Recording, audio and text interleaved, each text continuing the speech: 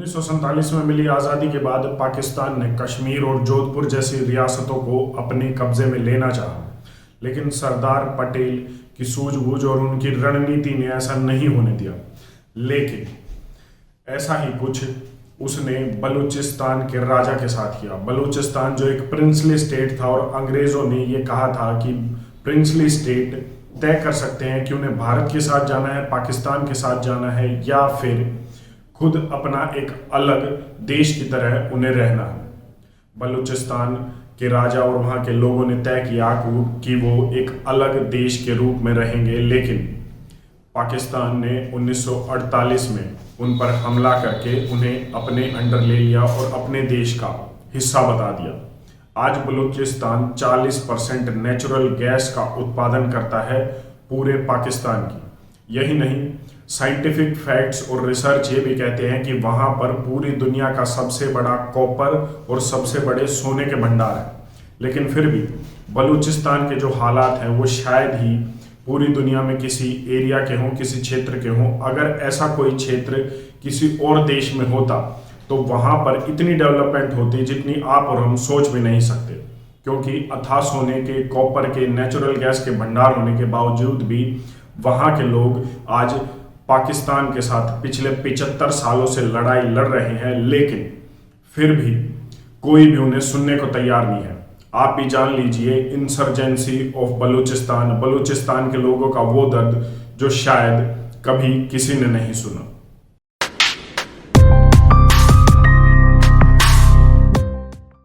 Transfer of power, जिसे हम आज़ादी कहते हैं, उसके साथ हमें एक और दर्द मिला, वो था बंटवारे का दर्द।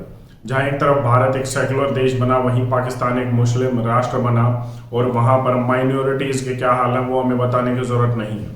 लेकिन इसी पाकिस्तान का 40% हिस्सा बलूचिस्तान का वो सूबा जो अथाह प्राकृतिक भंडार लेकर अपने साथ है, जैसे कि नेचुरल गैस, कॉपर, सोना, लेकिन फिर भी वहाँ के लोग पिछले 75 साल से अपनी आज़ादी की मांग कर रहे हैं। हुआ ये कि जब प्रिंसली स्टेट को अंग्रेज़ों ने अपनी डिसीजन, अपना निर्णय लेने की बोली, तो आज के समय का जो बलूचिस्तान है वो 4 प्रिंसली स्टेट से बनता था। खराते ऑफ कलात, मकरान। तभी से ही ये लड़ाई जारी है और तभी से ही बलूचिस्तान के लोगों ने पाकिस्तान को कभी भी अपने देश में एंट्री करने की, ऑफिशियली हमला करने के बाद पाकिस्तान ने तो ये मान लिया कि बलूचिस्तान अब उनके देश का हिस्सा है, लेकिन बलूचिस्तान के लोगों ने कभी भी ये एक्सेप्ट नहीं किया कि वो पाकिस्तान देश के हिस्से हैं। हुआ ये कि खराते ऑफ कलात, कलात के जो राजा थे खान, उन्होंने जब ये निर्णय लिया तो 1948 में पाकिस्तान की आर्मी ने उन पर हमला करके उनसे एक संधि साइन करवा ली, MOU साइन करवा लिया। लेकिन वहाँ के लोगों ने नहीं माना और उसके बाद उनके भाई प्रिंस करीम खान ने भी इसका विरोध किया। बाद में जब उन्होंने विरोध ज़्यादा जताया तो पाकिस्तान ने उन पर भी नकेल कसी, जिसके बाद वो अफगानिस्तान चले गए और अफगानिस्तान से अपनी लड़ाई जारी रखी। एक सच ये है कि बलूचिस्तान के लोगों ने अंग्रेज़ों की गुलामी के बाद पाकिस्तान की गुलामी कबूल नहीं की, और शायद यही वो कारण है जिसके कारण पिछले 75 सालों से वो अपनी आज़ादी के लिए आवाज़ उठा रहे हैं, लेकिन उन्हें कोई सुन नहीं रहा। ये शुरुआत होती है 1948 से, इसके बाद दूसरा विद्रोह होता है 1952 से लेकर 1954 के बीच में, तीसरा विद्रोह 1962 से 1964 और चौथा विद्रोह 1973 से 1977 के बीच। इसके बाद जो सबसे लंबा विद्रोह चलता है वो चलता है 2003 से लेकर और अब तक 1973 से लेकर 1977 तक जो विद्रोह चलता है, उसमें ऑफिशियल आंकड़े बताते हैं कि 55,000 बलूच लड़ाकों ने पाकिस्तान की गुलामी से आज़ाद होने के लिए सशस्त्र क्रांति उठाई थी, मतलब कि हथियार उठाए थे, जिसमें 5,000 बलूच लड़ाके मारे गए थे और पाकिस्तानी सेना के 3,000 जवान मारे गए थे।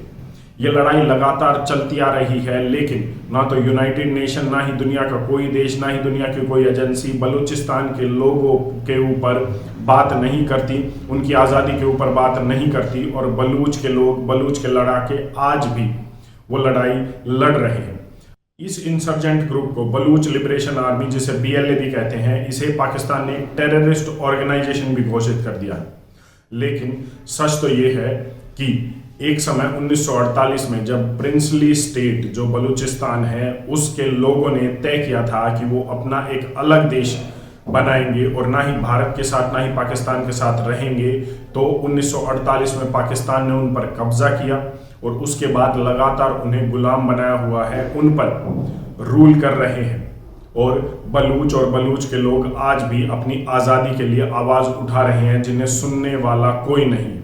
ये कड़वा सच है जिसे कोई नहीं सुनना चाहता। और हम बात करते हैं आज 21वीं सदी में दुनिया में लोकतंत्र की।